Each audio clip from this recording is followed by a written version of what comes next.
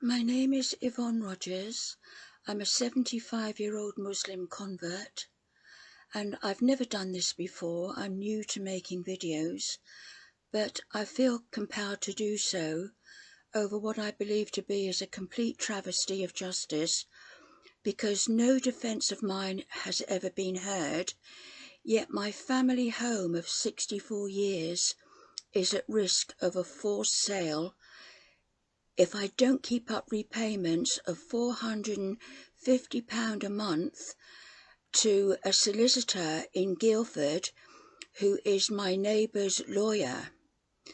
If I default on one payment, and I've been paying £450 a month since last December, they will go straight back to the court and probably, I'm going to say this, pressure or influence the judge to make an order for the forced sale of my family home, which is absolutely crucifying me, especially as I was a successful defendant in the Court of Appeal, not to be sent to prison for contempt over flower pots, if you can believe that. Flower pots on my side of a 9-foot wide shared drive, which is not used for any vehicle access. The claimant, my neighbour, doesn't even have a garage. She has her front garden is her car hard standing. I might have to pause because I'm doing this from memory, but as I said, I was a successful defendant in the Court of Appeal on the 8th of November 22, with Mr. John King of CRK Legal representing me. However, he only appealed the sentence but not the conviction, and he failed to seek from the judge, as I was a successful defendant, the claimant, my neighbour, pays my legal fees. I now have this £30,050 charging order, which I challenged with the County Court Money Claim Centre, which is now moved and is called the Northampton County Court Business Centre.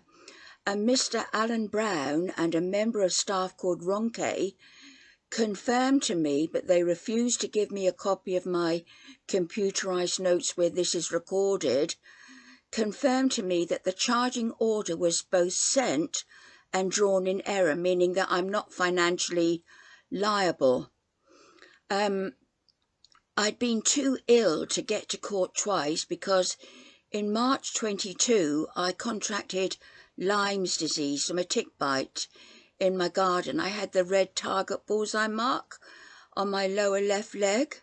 So I was really ill. I spent all that spring and summer on my bed. In fact, I'm still on my bed because I also had an illness that hadn't been diagnosed yet, which is osteoporosis with collapsed vertebrae and wedge fractures in my spine. But I couldn't get to court. I was also suffering from a B12 deficiency because after being vegetarian for nearly 50 years, I decided to go vegan, but it didn't work for me.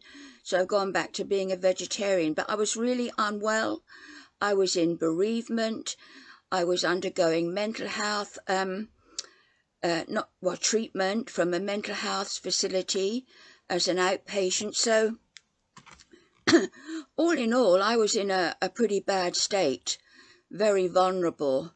But I feel that the judiciary was weaponised against me, and I'm just going to have to stop a second whilst I get my thoughts together and recollect where I'm going with this.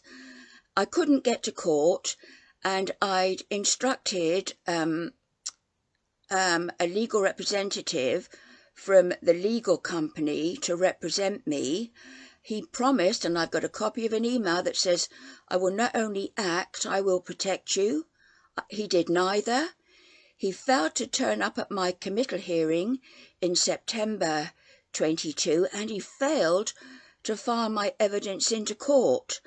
Well, I had a dental emergency and was seeing a dentist late that afternoon who agreed to see me because I was in chronic pain with an abscess that I'd had for nearly 2 years.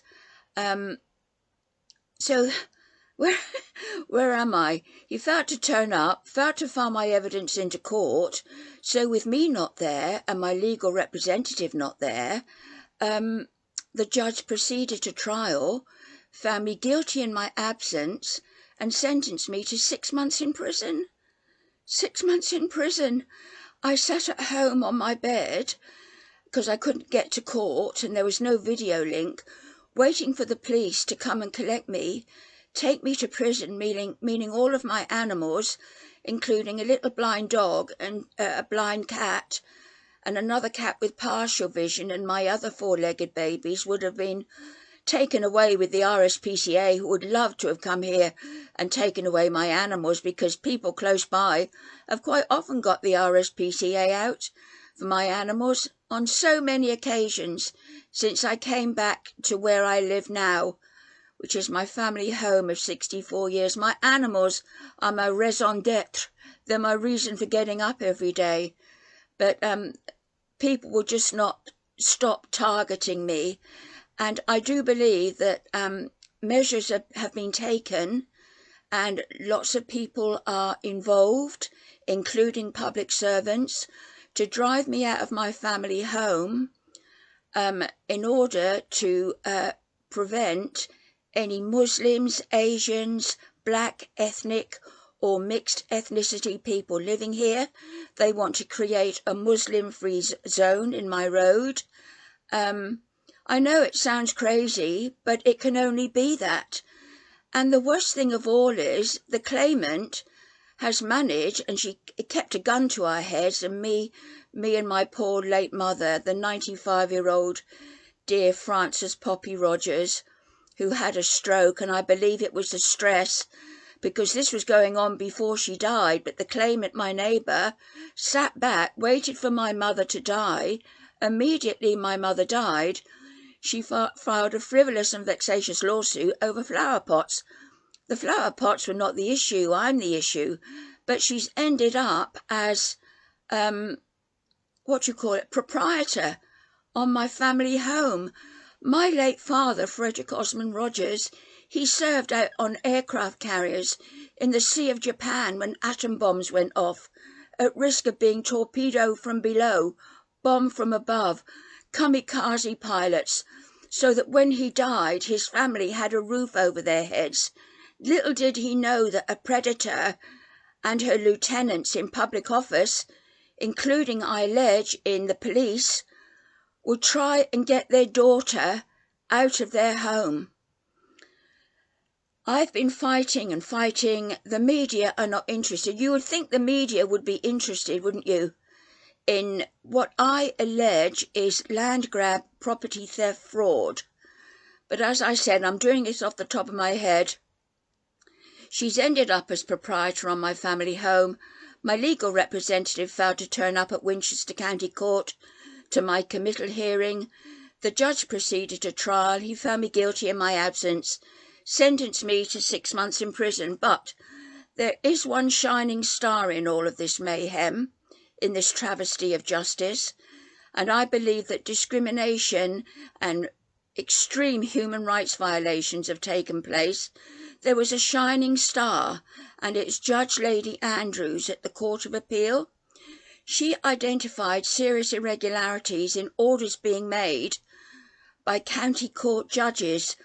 There have been procedural errors, I've got it in black and white from the court, but the bottom line is no defence of mine has ever been heard because my microphone was muted from the outset at the Court of Appeal on the 8th of November 22.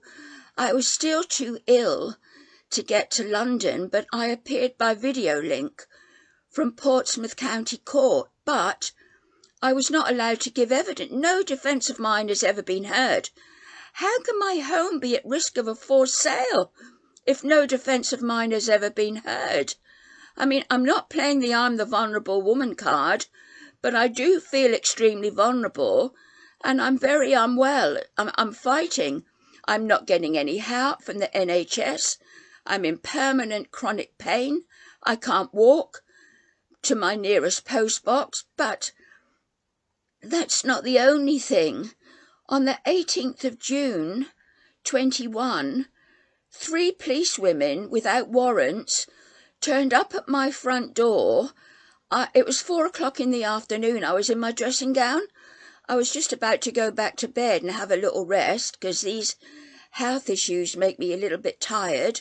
So I do a few chores and then I go and have a little rest. They turned up at my door. I nearly collapsed.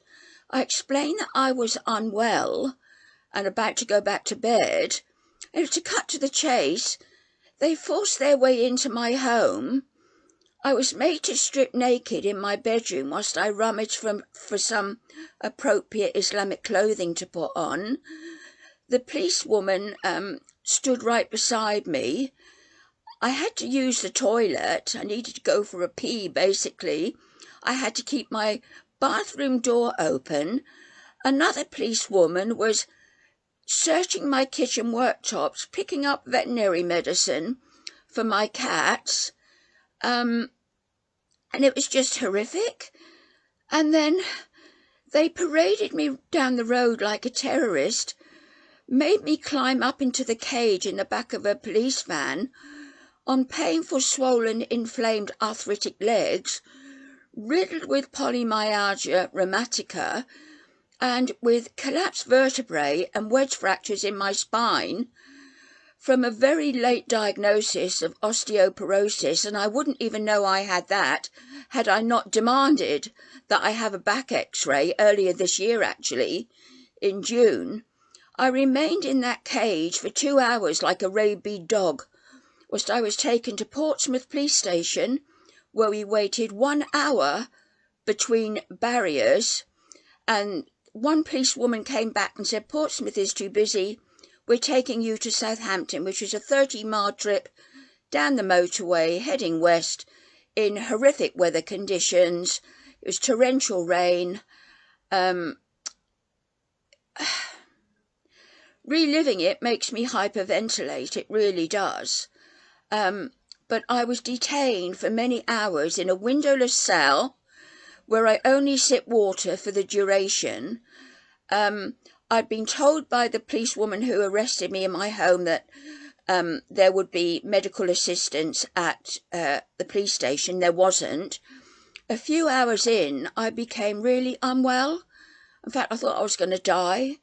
I started getting palpitations. I felt I couldn't breathe. And then a paramedic was called and he ran tests and he found that my glucose levels were slightly elevated, and that was that.